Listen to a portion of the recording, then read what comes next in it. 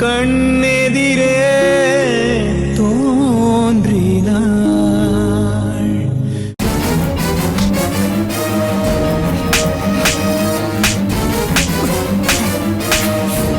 மச்சான், டேய் விட்றா. டேய், மயக்கத்துல இருக்க உங்க அண்ணனை எதுக்காகடா இப்படி போட்டு அடிச்சிட்டு இருக்க? இவனெல்லாம் என் அண்ணன் சொல்லி அண்ணன்ற ஸ்தானத்தை அசிங்கப்படுத்தாதடா. டேய், நான் உன்கிட்ட நிறைய தடவை சொல்லியிருக்கேன். பர்சனல் வேற, ப்ரொஃபஷனல் வேற, ரெண்டுமே வேற வேறங்கிறத முதல்ல தெளிவா நீ புரிஞ்சுக்கோ. நம்ம எந்த வேலைக்காக வந்தோமோ முதல்ல அந்த வேலையை தான் பார்க்கணும். நம்ம டாக்டர் கிட்ட சொல்லி இப்பவே இவன் உடம்புல இருந்து எல்லா ஆர்கன்ஸையும் எடுத்துட சொல்லிடு. சரி சரி, முதல்ல சக்தியோட வேலையை முடிக்கலாம். ஏன்னா அதுதான் நமக்கு 10 மடங்கு லாபம் வர டீல். அதனால முதல்ல சக்தியோட கதையை முடிப்போம். அது வரைக்கும் இவன் இங்கேயே இருக்கட்டும். செல்வா, இவனை பத்தி உனக்கு தெரியாது. இவன் சரியான யமகாதகன். இவனை அப்படியே விட்டுட்டு போனோம்னா மறுபடியும் இங்க இருந்து தப்பிச்சு இவன் எஸ்கேப் ஆயிடுவான்டா. நீ சொல்லிட்டல, அதுக்கும் என்கிட்ட ஒரு வழி இருக்கு. முதல்ல நான் அதை செய்யறேன்.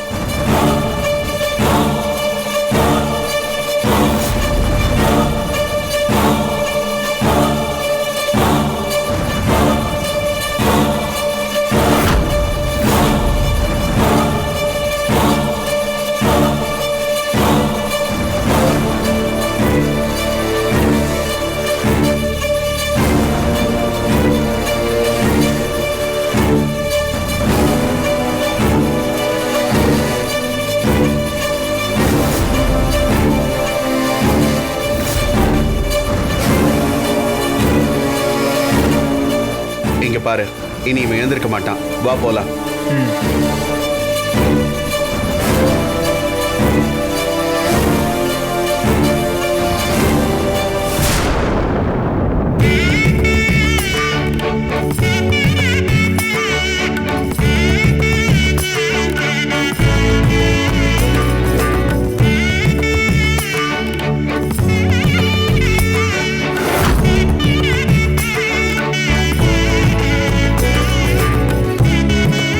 ஆமா, கல்யாண பொண்ணு யாரு?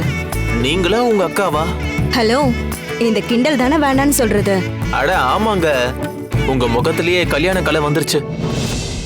உங்களை நைட்டு முழுக்க தூங்க விடாம ஏதோ ஒரு பையன் உங்களை டிஸ்டர்ப் பண்ணிக்கிட்டு இருக்கான்னு நினைக்கிறேன். நீங்க அதை நினைச்சு வர வர அழகாயிட்டே போறீங்களே. எதுக்கும் மாப்பிள்ள உங்க அக்கா கழுத்துல தாலி கட்டுறப்போ நீங்க பக்கத்துல எல்லாம் நிக்காதீங்க. ஏங்க? கல்யாண பொண்ணை விட இங்க நிக்கிற பொண்ணு பார்க்க தேவதை மாதிரி இருக்கான்னு கடைசி நிமிஷத்துல மாப்பிள்ள மனசு மாறிட போறாரு. வர வர உங்க சேட்டைக்கு அளவே இல்லாம போயிடுச்சு. கிண்டல் பண்றீங்களா? எதுக்காக போன்ல தனியா மீட் பண்ணணும்னு சொன்னீங்க? எல்லாம் நம்ம எதிர்காலத்தை பத்தி பேசதான் உங்களை இப்ப தனியாவே வர சொன்னேன். நமக்கு என்ன எதிர்காலம்? அட ஏங்க, உங்களை முழுசா நம்புறதுக்கு கடைசியில எதுவுமே தெரியாத மாதிரி பேசுறீங்களே.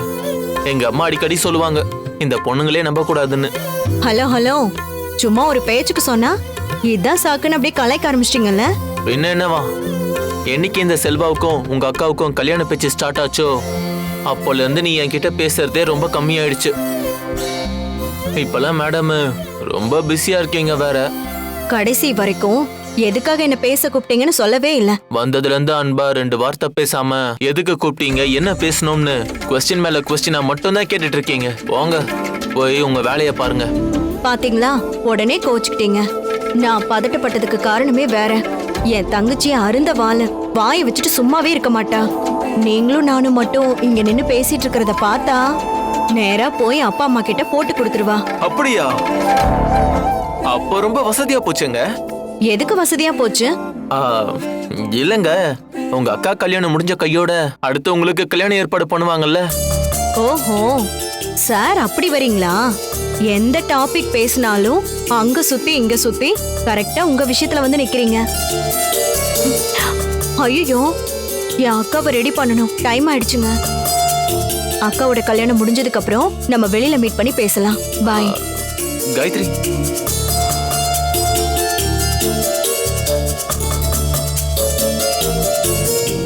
கல்யாணி, அக்கா எங்க? தெரியலையே. நான் இந்த ரூமுக்கு வரும்போதே அக்காவும் இல்ல நீயும் இல்ல. சரி, நீங்க 2 பேரும் எங்கேயாவது போயிருப்பீங்கன்னு நினைச்சேன். நீ இப்போ வந்து என்கிட்ட கேக்குற? ஒருவேளை அம்மா அப்பா ரூம்ல இருக்காளோ? தெரியல, வா போய் பார்க்கலாம்.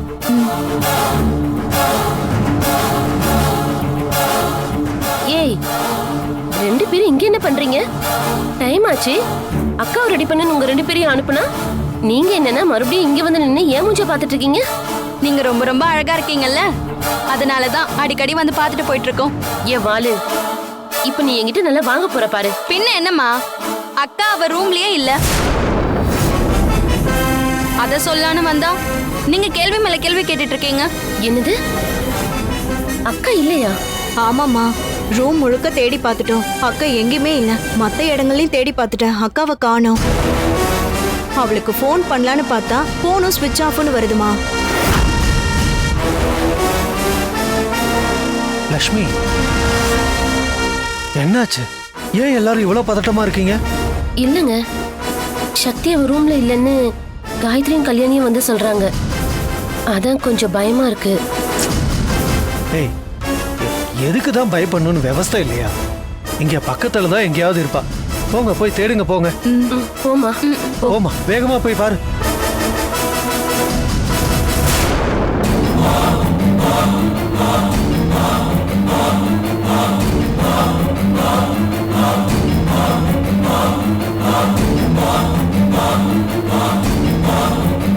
சிவா, சிவா, சிவா, சிவாவை காணோம். முதல்ல அவனுக்கு ஃபோன் பண்ணு.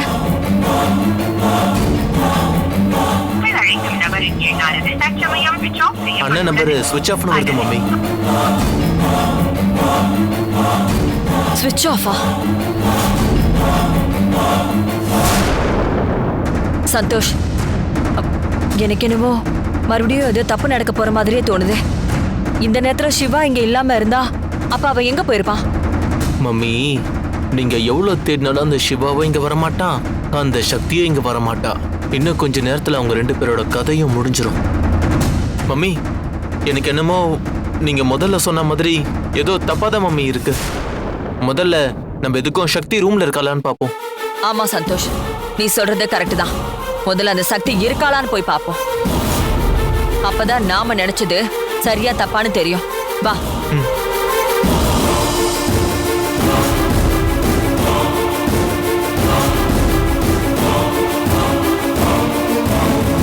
ஷோ, எங்கடா போயிருப்பா? தெரியலம்மா.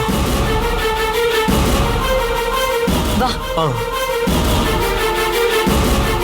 கணேசா, அம்மா, சக்தி எங்க?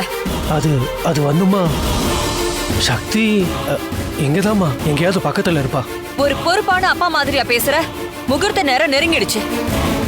இந்த நேரத்துல பொண்ணு எங்கன்னு கேட்டா பக்கத்துல எங்க போயிருப்பான்னு சொல்ற? லக்ஷ்மி உன் பொண்ணுங்களும் எங்க? அம்மா, சக்திய காணோம்.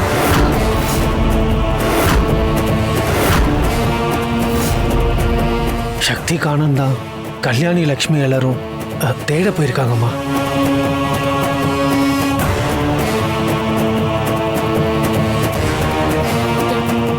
ஏங்க, எல்லா இடமும் தேடி பார்த்துட்டேன். சக்தி எங்கேயுமே இல்ல. சந்தேகப்பட்டு சிவா தம்பி ரூம்ல போய் பார்த்தா அவரும் அங்க இல்ல. ஐயோ, எனக்கு என்னமோ சக்தி ஓடி போயிட்டான்னு தோணுது.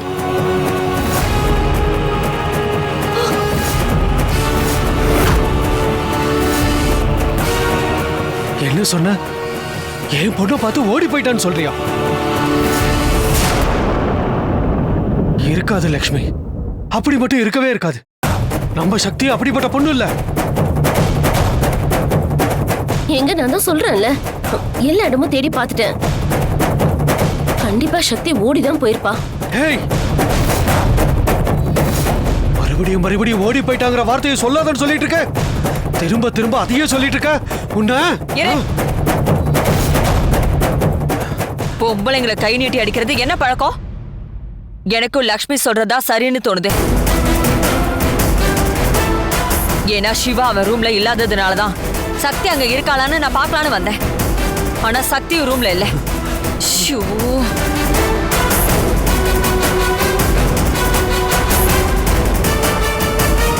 அம்மா, மாப்பிள்ள மணமேடைக்கு வராரா? அதனால கல்யாண பொண்ணையும் சீக்கிரம் கூட்டிட்டு வான்னு அபிராமி மேடம் சொல்லி அனுப்புனாங்க. இது எல்லா பிரச்சனைக்கும் காரணமே எங்க அத்தை தான். முதல்ல அவங்கள நாக்க புடுங்குற மாதிரி 4 வார்த்தை கேட்டாதான் சில உண்மைகள்லாம் வெளியில வரும். அதெல்லாம் வேண்டாமா? வெளியே விடுங்க.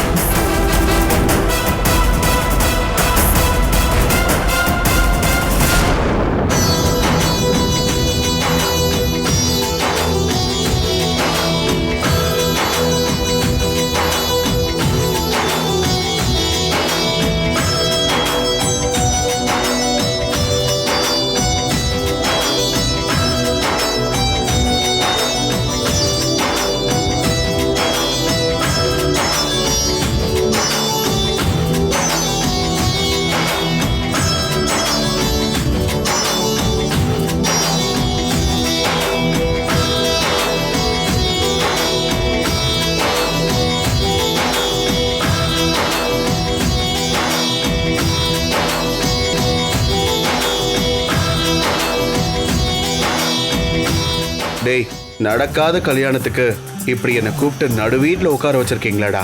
கொஞ்ச நேரத்தில் அந்த சக்தி செத்துருவா. அதுக்கப்புறம் சிவாவோட கதையும் முடிஞ்சிடும். இந்நேரம் என் மச்சான் சந்தோஷ பிரச்சனையை பத்த வைக்க ஆரம்பிச்சிருப்பான். என்ன பண்றது? டாக்டர் எல்லாருமே கிளம்பிட்டாங்க. இந்நேரம் எல்லாமே முடிஞ்சிருக்கும். அந்த சக்தியோட உடம்புக்குள்ள இருக்கிற கிட்னி, கல்லீரல், ஹார்ட்னு எல்லாத்தையும் இந்த டைம்ல எடுத்திருப்பாங்க. ஆனா அடுத்த ஆபரேஷன் எப்பன்னு இப்ப வரைக்கும் எந்த தகவலும் நமக்கு கிடைக்கல. ஆபரேஷன் முடிஞ்ச உடனே உனக்கு சொல்றேன். அது வரைக்கும் கொஞ்சம் வெயிட் பண்ணு, பாப்போம்.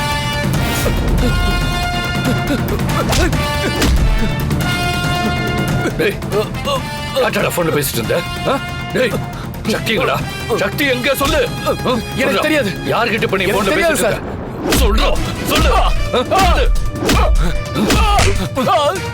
இப்ப சக்தி எங்க இருக்கான்னு சொல்ல போறியா இல்லையா? சொல்லிடுறேன் சார். சொல்லு. ஆழ்வார்பேட்டையில ஒரு ஹாஸ்பிட்டல் இருக்கு. சக்தி இப்போ அங்க கொண்டு போயிட்டாங்க. ஆனா இன்னொரு விஷயம் சொல்றேன், கேட்டுக்கோங்க. நீங்க இப்போ போனாலும் வேஸ்ட் தான். ஏன்னா நீங்க அங்க போறதுக்குள்ள அந்த சக்தியை கொண்டிருப்பாங்க. இந்த ஹாஸ்பிட்டல்ல இருந்து அந்த ஹாஸ்பிட்டலுக்கு வண்டி ஒரு முறை கிளம்பி போயிட்டாலே எல்லாமே முடிஞ்சிருச்சுன்னு அர்த்தம். அது என்ன ஹாஸ்பிட்டல்? பேர் சொல்லு. சார் தெரியல சார்.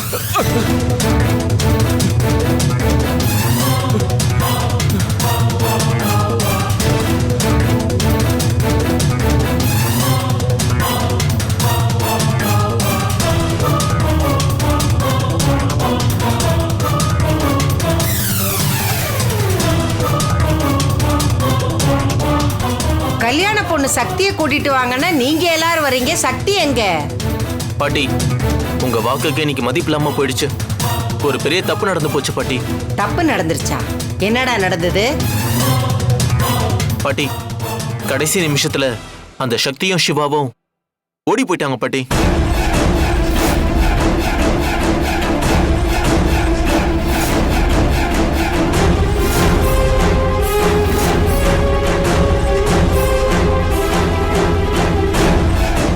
இப்போ உங்களுக்கு ரொம்ப சந்தோஷமா அத்தை? அனிதாக்கு நல்ல வாழ்க்கையை அமைச்சு கொடுக்குறேன்னு எங்க முன்னாடி எல்லாம் சொல்லிட்டு பின்னாடியே சக்திக்கு சிவாவுக்கும் கல்யாணம் பண்றதுக்கு பிளான் பண்ணிட்டு இருக்கீங்க. யார் முன்னாடி நின்று பேசிட்டு இருக்கோம் ஞாபகம் வச்சுதான் பேசுறியா? உன் இஷ்டத்துக்கு பேசிட்டு இருக்க? அத்தை, நீங்க எல்லாம் ஒரு பெரிய மனுஷியா? சொல்லுங்க. கொடுத்த வாக்க காப்பாத்தணும். அதை விட்டுட்டு என்கிட்ட சொல்றது ஒண்ணா இருக்கு, பின்னாடி செய்யறது ஒண்ணா இருக்கு.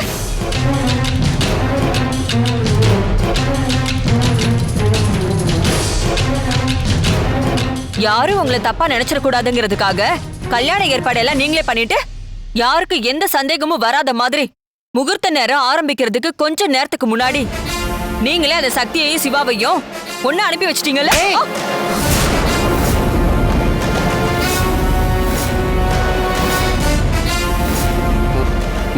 உட்காருங்க.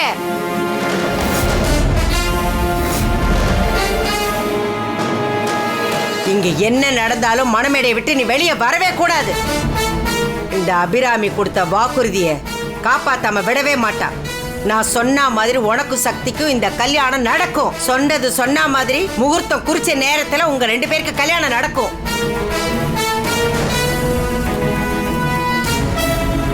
இந்த பார், முதல்ல ஒரு விஷயம் நடந்தா அது எப்படி நடந்ததுன்னு யோசிக்கணும். அதை விட்டுட்டு இப்படி புலம்பிக்கிட்டு இருக்கிற?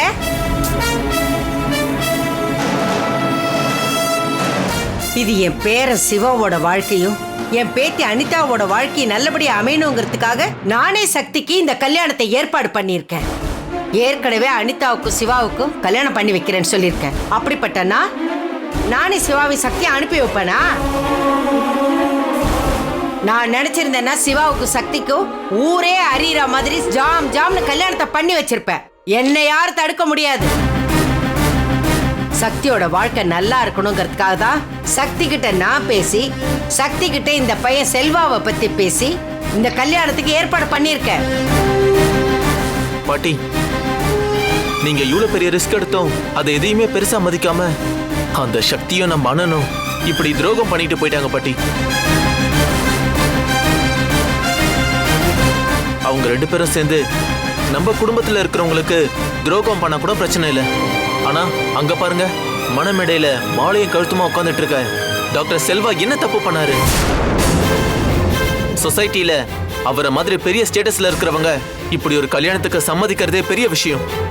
அதுவும் உங்களோட வார்த்தைக்கு மரியாதை கொடுக்கணுங்கிற ஒரே காரணத்துக்காக தான் இந்த கல்யாணத்துக்கே அவர் சம்மதிச்சாரு. நம்ம எல்லாரையும் அசிங்கப்படுத்தினது மட்டும் இல்லாம பாவம் செல்வா சாரையும் அசிங்கப்படுத்திட்டு போயிட்டாங்க. அம்மா, நான் சொல்றேன், தப்பா எடுத்துக்காதீங்க அம்மா. இவங்க எல்லாரும் சொல்ற மாதிரி சக்தி அப்படிப்பட்ட பொண்ணு இல்லம்மா. சிவா தம்பியும் அந்த மாதிரியான பையன் இல்ல அம்மா. இதுல வேற ஏதோ இருக்கும்னு நான் நினைக்கிறேம்மா. 2 பேரும் ஓடி போறதை தவிர இதுக்கு பின்னாடி வேற என்ன இருக்க போகுது?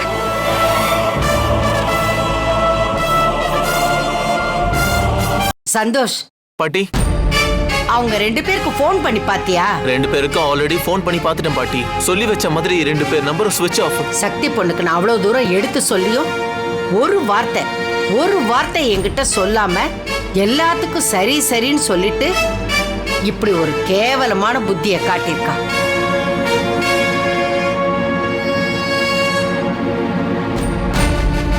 என் நம்பிக்கைக்கு துரோகம் பண்ணிட்டு இந்த சிவா எதுக்குமே வாயை திறக்காம அமைதியா இருக்கிற மாதிரி இருந்துட்டு இப்படி என் கழுத்தை அறுத்து வேதனைப்பட வச்சுட்டானே. இதுக்கப்புறம் அவங்க 2 பேரையும் சும்மாவே விட மாட்டேன்.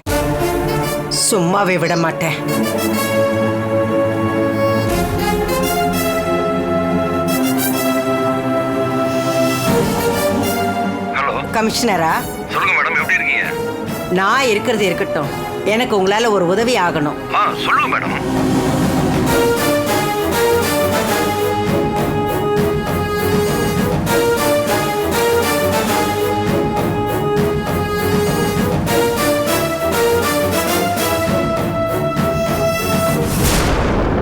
நான் சொன்ன மாதிரி குறிச்ச நேரத்துல இந்த கல்யாணம் நடந்தே தீரணும். எவ்வளவு சீக்கிரமா அவங்கள கையும் களவுமா பிடிக்கிறீங்களோ அவ்வளவு சீக்கிரம் அவங்கள இங்க கூட்டிட்டு வாங்க. புரியுதா? சரிங்க மேடம். கடவுளே, எல்லாரும் என்னென்னமோ சொல்றாங்க. ஆனா நான் உங்ககிட்ட வேண்டிக்கிறது ஒன்னே ஒண்ணுதான். என் பொண்ணோட உயிருக்கு எந்த ஆபத்தும் வந்துடக்கூடாது. ஒருவேளை சிவா தம்பியும் என் பொண்ணு சக்தியும் ஒண்ணு சேர்றதா விதின்னா அந்த 2 குழந்தைங்களுக்கும் எதுவும் ஆகாம நீ தான் பாத்துக்கணும். மச்சான், நாம ஸ்கெட்ச் போட்ட மாதிரி பிளான் பக்காவா போயிட்டு இருக்கு. கமிஷனர் இல்ல, அந்த கடவுளே நினைச்சாலும் அவங்க 2 பேரையும் யாராலையும் கண்டுபிடிக்க முடியாது. இந்நேரம் அந்த சக்திக்கு அங்க ஆபரேஷன் ஆரம்பிச்சிருக்கோம். இன்னும் கொஞ்ச நேரத்துல அவ செத்துருவா. உன் அண்ணனும் சாக போறான். நம்ம நினைச்சபடியே ஆர்டரை கொடுத்து பெரிய பணக்காரங்களாக போறோம்.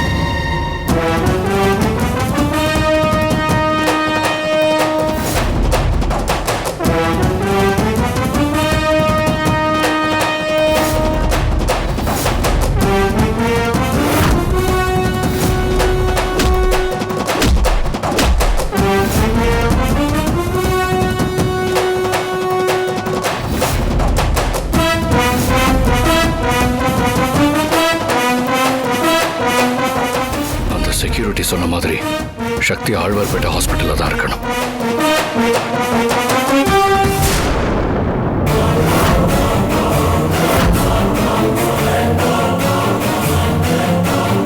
ஆப்ரேஷன் பண்ணி கிட்னி எடுக்கிறதுக்கு முன்னாடி ஹார்ட் பீட்டை அரெஸ்ட் பண்ணணும். ஸோ அந்த இன்ஜெக்ஷன் ரெடியாக இருக்குல்ல, அதை கொடுங்க.